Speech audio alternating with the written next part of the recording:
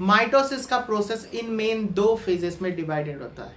पहला तो कैरियोकाइनेसिस और दूसरा साइटोकाइनेसिस।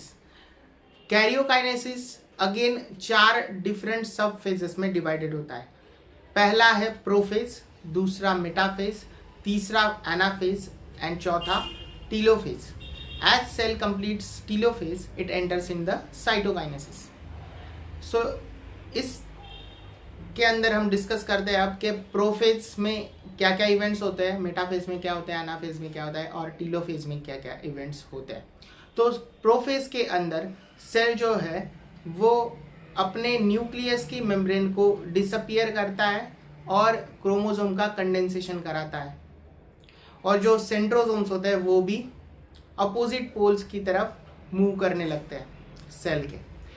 दूसरा है मेटाफेज। मेटाफेज के अंदर सेल जो है वो मेटाफेज प्लेट फॉर्म करता है, जैसे कि सारे क्रोमोसोम इक्वेटर पे अलाइन हो जाते हैं और जो स्पिंडल फाइबर्स है वो अटैच हो जाते हैं काइनेटोकोर के, जो कि डिस्क लाइक स्ट्रक्चर है सेंट्रोमियर के ऊपर, और एस्टर्स सेंट्रियोज को पकड़ के रखते हैं। तो दोनों मिलके स्पिंडल एपरेटस बनता है और यहाँ पर मेटाफेज कंप्लीट हो जाती है।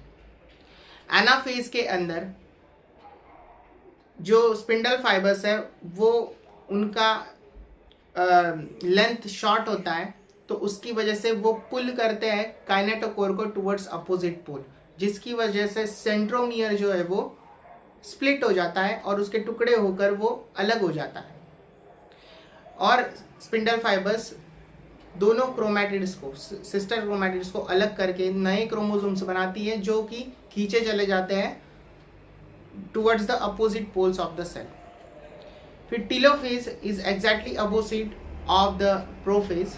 तो जो प्रोफेज में होगा उसका उल्टा टीलोफेज में होगा। तो टीलोफेज के अंदर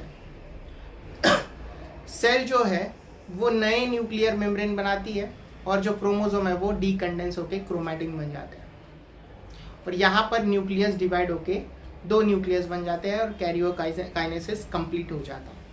साइटोकाइनेसिस प्लांट में और एनिमल्स में अलग अलग होता है। प्लांट्स के अंदर जो सेल प्लेट है वो फॉर्म होती है सेंटर में और वो बाहर की तरफ बनती चली जाती है और साइटोप्लाज्म को 2 हिस्सों में डिवाइड कर देती है। एनिमल्स के अंदर जो प्लाज्मा मेम्ब्रेन है वो जो लेंथ है सेल की वो इलोंगेट करती है और बीच में फरो फॉर्म होती है, मतलब एक क्लीवेज शेप स्ट्रक्चर फॉर्म होता है, और जो कि बाद में एक्सटेंड हो करके जो प्लाज्मा मेम्ब्रेन है वो अंदर की तरफ फॉर्म होती चली जाती है, और ऐसे 2 सेल्स के साइटोप्लाज्म डिवाइड हो जाते हैं, मतलब एक सेल के साइटोप्लाज्म डिवाइड होकर 2 सेल्स बन जाते हैं। This is how mitosis takes place.